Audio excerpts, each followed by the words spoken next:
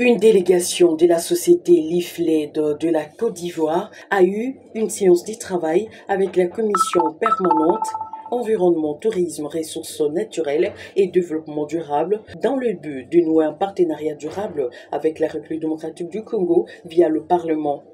Selon le directeur de l'Ifled, Ange-Frédéric Balmain, son entreprise apporte des solutions qui permettent à la RDC d'accéder à l'électricité solaire.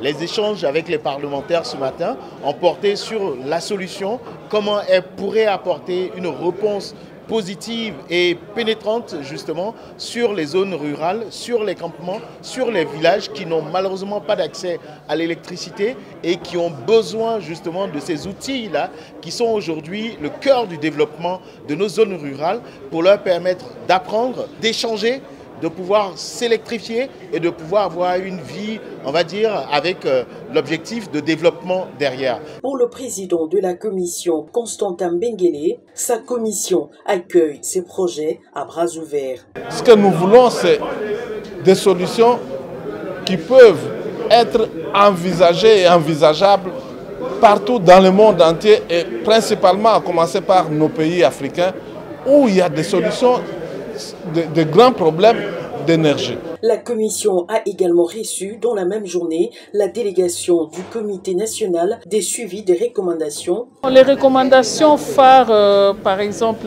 celles qui concernent la capacité institutionnelle de l'administration des mines, la question des nouvelles unités, a retenu l'attention de tous les participants au cours de la dite table ronde, la question de la lutte contre la fraude et la contrebande minière, les questions fiscales et même les questions aussi de la mise en place de chaînes de valeur locales en améliorant l'accès à l'énergie électrique.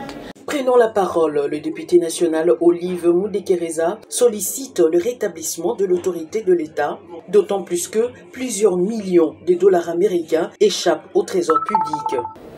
Il y a une institution, un organisme international qui contrôle, qui met les étiquettes, qui s'appelle ITRI, qui est à Londres.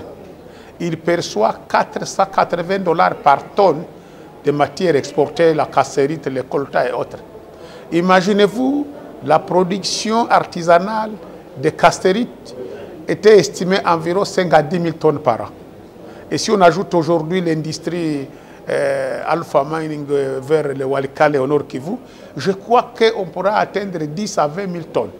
Imaginez-vous qu'ici l'organisme en question prélève 480 $ sur 10 000 tonnes, ça représente 4 milliards 800, les budgets de la RDC. Cet organisme ne paie pas ni impôts, n'emploie pas ni des Congolais. C'est incroyable. Au Nigeria, il n'y en a pas. Au Rwanda, on paye moins que le Congo, la moitié presque. Nous disons que nous devons rétablir l'autorité de l'État en RDC. Occasion pour Dédé Moulpassa, rapporteur de la commission, de faire la restitution de tous les travaux de la journée. Aujourd'hui, c'est une journée spéciale. C'est comme ça que vous avez vu, en premier lieu, on a reçu l'ambassadeur de Côte d'Ivoire. Mais pour aujourd'hui, il était question d'amener d'abord dans les cadres du développement durable, de l'énergie durable et faire un peu des échanges, comment ils ont réussi chez eux et comment nous on peut s'adapter pour faire des propositions au gouvernement bien sûr.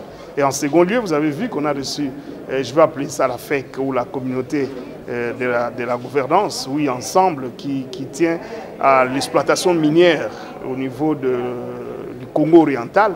Et vous savez que c'est la partie qui pose problème dans des guerres, dans des échanges que nous avons avec nos amis, nos voisins, qui créent des problèmes au jour d'aujourd'hui.